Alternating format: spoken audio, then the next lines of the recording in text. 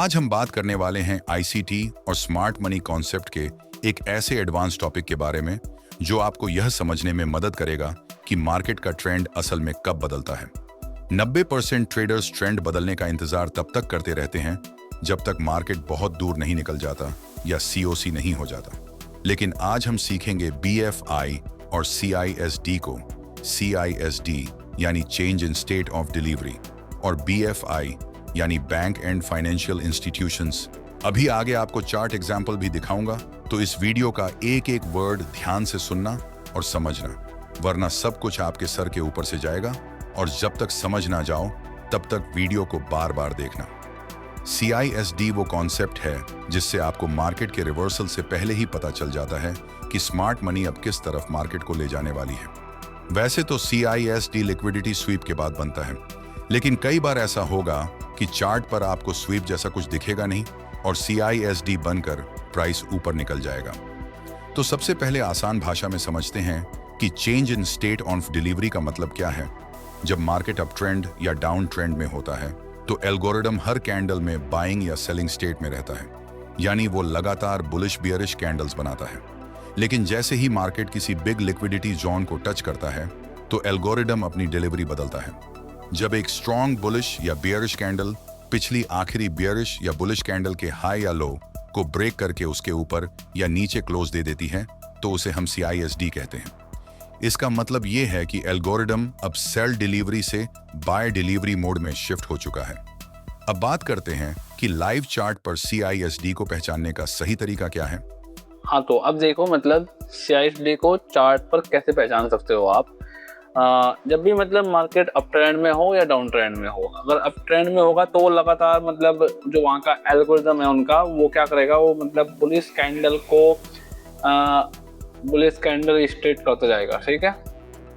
और जब मतलब डाउन ट्रेंड होगा तो वो रेड कैंडल मतलब कि बेयरिश कैंडल को स्ट्रेट करता जाएगा, इस तरह से है। तो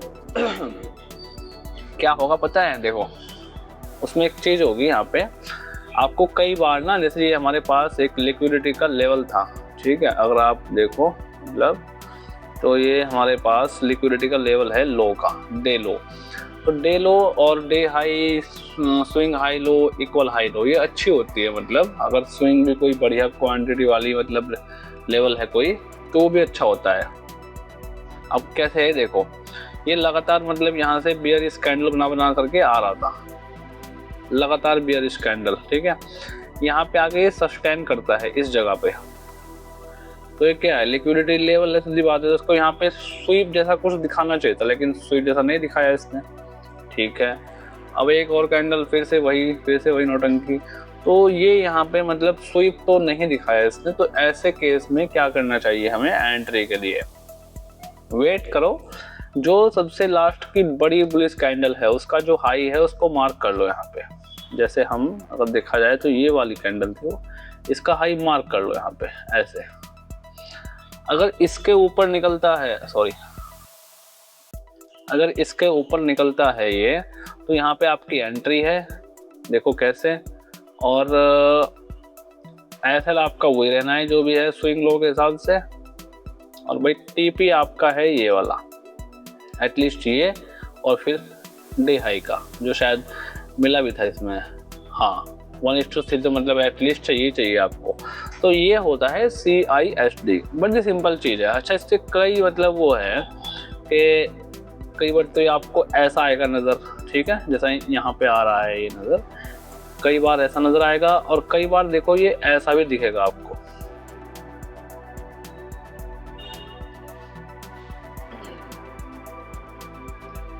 देखो यहाँ पे दिखाता हूँ मैं आपको, एक लेवल था ये वाला, ठीक है।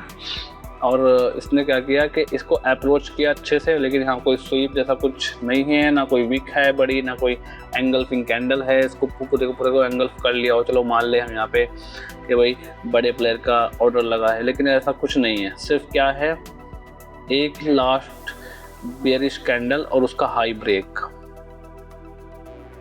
अब देख रहे हो ये वाली चीज़ें, देखो ये वाली,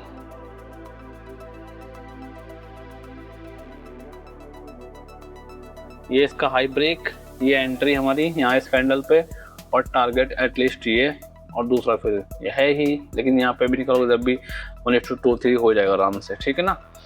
अच्छा देखिए हो गया आपका।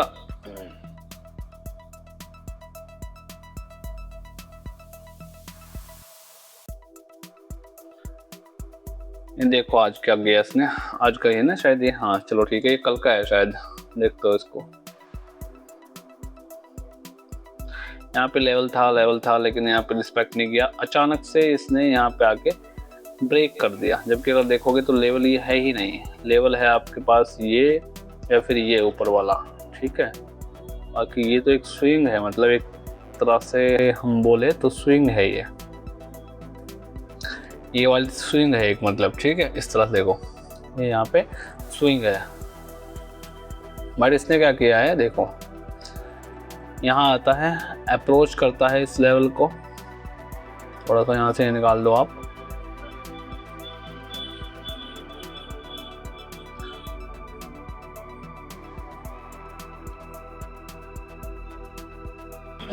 ये वाला देखो, मतलब कुछ नहीं कर रहा, स्वीप जैसा दिखाया फिर भी मिस कर रहा है, फिर यहाँ से ये निकलता है एक कैंडल, और दूसरा कैंडल वही आपका जो अच्छा खासा कैंडल था बेयरिश, उसके हाई को ब्रेक करता है और ऊपर निकलता है मार्केट। बताओ कुछ दिक्कत है यहाँ पे? यहाँ आपकी एंट्री और ये लो डे हाई का टारगेट सीधा, ठीक है। अगर मैं दिखा पाऊँ तो डे हाई तक का टारगेट दिया है इसने, देखो बताओ, सिंपल है बिल्कुल भाई, कुछ नहीं है इसमें। और थोड़ा सा ये है कि इस चार्ट को समझ लो कि इस चार्ट जब बनता है, ये जो सिनेरियो बना है ये वाला, ये इस तरह से ये बनना चाहिए इससे पहले, या तो क्लियर स्वीप हो जाए या फिर ये चीज़ दिख जाए, तब एंट्री है, ठीक है। अब एक है हमारा BFI, ये तो हो गया आपका CISD। अब एक BFI है, मतलब के बैंक एंड फाइनेंशियल इंस्टीट्यूशंस, ठीक है, BFI उसको बोलते हैं। अब देखो क्या होता है BFI में, मतलब एक ऐसा पॉइंट ढूंढना होता है हमें जहाँ से बड़ा मूव आया हो एकदम से, मतलब वो एग्रेसिव हो स्मार्ट मनी। जैसे ये देखो ये है ना यहाँ पे, हाँ अब ये दो कैंडल इतनी बड़ी बड़ी है, मतलब इनको कैसे आप डिफाइन करोगे, कैसे डिस्क्राइब करोगे पता नहीं, लेकिन ये देखो ये कैंडल है, फिर उसके बाद एक और कैंडल इतनी बड़ी है, दोनों कैंडल बड़ी बड़ी है, तो इसका मतलब क्या हुआ कि यहाँ पे वो लोग इंटरेस्टेड है इस जगह पे। अब इसमें यही है कि ये एक बार अगर मतलब ऊपर निकल गया तो इसका वेट करो दोबारा आने का। यहाँ पे जब ये दोबारा इस जगह पर आएगा तो या तो यहाँ पे ये CISD मिल जाए, और अगर CISD मिल गया तो आप BFI को CISD के साथ मिला करके काम करोगे ना, तो भाई रिटेलर से बहुत आगे निकल जाओगे।